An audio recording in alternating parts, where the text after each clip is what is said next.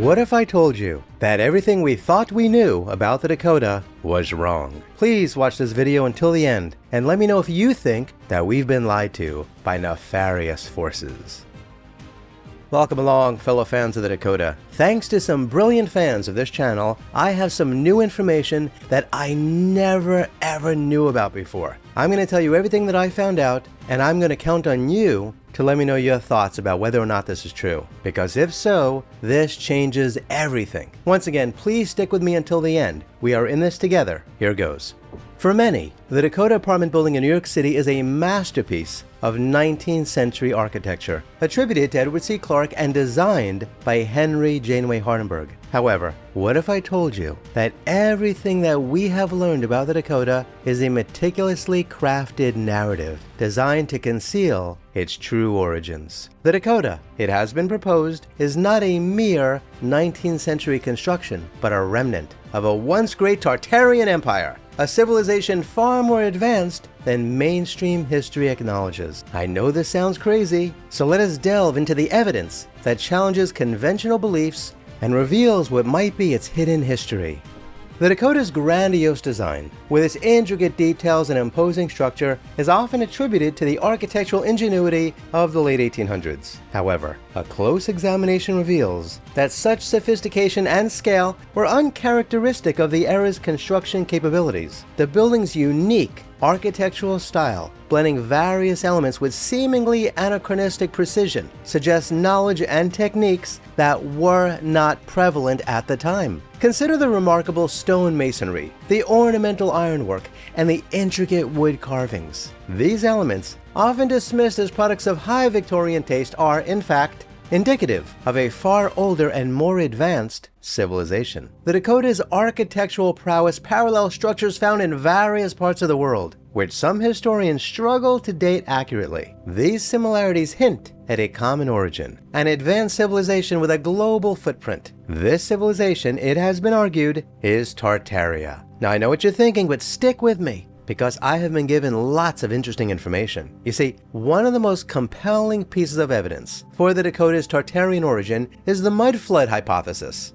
You see, according to this theory, a catastrophic event, likely a series of mud floods, say that 10 times, buried much of the world's advanced infrastructure. This event explains why only the upper portions of buildings like the Dakota are visible today, while the lower, older parts remain hidden underground. In many cities worldwide, excavations have revealed entire lower levels of buildings buried beneath the surface. These findings are often dismissed or poorly explained by mainstream archaeology. The Dakota, too, might have such hidden depths. Its true age and grandeur lie beneath the surface, obscured by layers of sediment deposited by a long-forgotten cataclysm. I know what you're thinking. How would we not know this? Come on, Scott, come on. There's no way we wouldn't know this information. Hold on, stick with me. I know what you're thinking. How could such a monumental piece of architectural history be concealed from public knowledge? The answer lies in the deliberate suppression and manipulation of historical records. You see, powerful entities, driven by motives of control and domination, have long sought to rewrite history to suit their narratives. The story of Edward Clarke building the Dakota and Henry Hardenberg designing it is, many people contend, part of this grand deception. Check it out. Maps and documents from the period have clearly been altered or destroyed to erase Tartaria from history. The few references that do exist are often vague or discredited by mainstream scholars. Give me a break, mainstream scholars. Ha! We know better. This systemic erasure ensures that the truth about Tartaria and its achievements remain hidden. The Dakota's supposed 19th century origins are a convenient cover story masking its true past. Let us scrutinize the accepted narrative of the Dakota's construction, shall we? Edward Clarke, a wealthy businessman, is credited with commissioning the building, and Henry Hardenberg, a then unknown architect, is said to have designed it. Yet, there is scant evidence of Hardenberg's involvement in such a grand project before the Dakota. So let me ask you, How could an inexperienced architect suddenly, out of the blue, create a masterpiece that defies the architectural norms of his time? The answer is simple. He didn't. The Dakota existed long before Clark and Hardenberg came into the picture. They were merely convenient figures in a fabricated story designed to lend credibility to the revised historical narrative. So now you're saying to yourself, well, Scott, who built it then? Well, it's easy. The true builders were the Tartarians, whose advanced knowledge and skills far surpass those of the 19th century architects. Go ahead and shake your head. Go ahead and doubt any of this. I used to be like that. I used to think the same way until some fans of this channel set me straight. You see, historical accounts of the Dakota's construction are rife with inconsistencies and gaps. Contemporary reports often contradict each other, with some even alluding to earlier structures on the site. Not to mention all the silly urban legends such as, you know how the Dakota got its name, don't you? Because it was so far away from everything else that it may as well have been in the Dakotas. Give me a break. That story is a lie. We all know it's a lie, and yet people believe it. These discrepancies are not mere oversights, but deliberate obfuscations. By the way, that's the first time I ever said the word obfuscations out loud.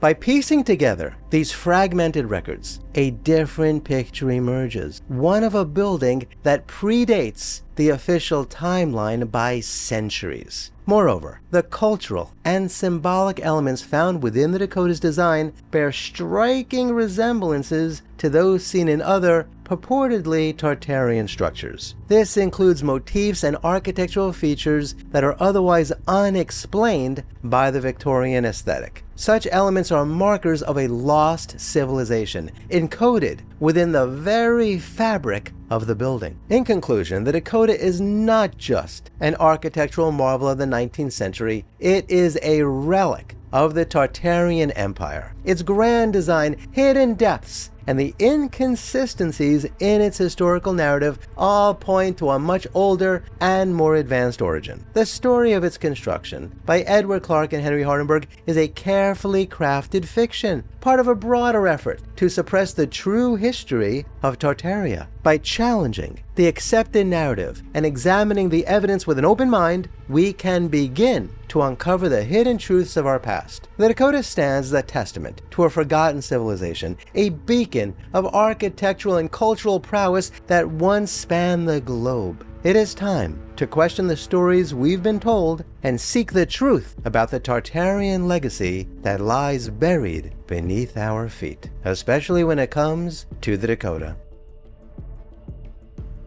So, what do you think of the Tartarian theory that's been proposed to me? Have we been misled this entire time? I am counting on your valuable feedback to help me figure this out. I mean, I have always taken such great pride in my knowledge about the Dakota and being able to share it with people around the world, and now I'm hit with all this. As you can imagine, it's very upsetting for me. So what should we think? Was the Dakota built between 1880 and 1884, as we were all led to believe? Or is it really hundreds or even thousands of years old? This, my fellow Dakota fans, is a mystery that we must solve together. So kindly let me know your thoughts in the comments below. Please remember to like, share, and subscribe, and hit the notification bell, because there may, or may not, be more videos like this one in the future, and if so, I hope you check those out too. Kindly remember that I've written a bunch of books about the Dakota and Friar Park and Tittenhurst Park and the Ansonia, and you can buy any of them, or all of them, on Amazon and other places. Come to think of it, maybe I need to write another Dakota book now that I have all this new info. Please check out the links below to learn how to support my research and productions. Specifically, I'd really appreciate it if you could become a member of this channel and or join me on Patreon. You could also leave a super thanks in the comments below. And please do yourself a favor and go to a local shelter and adopt a cat or a dog or both. You and they will be very glad that you did.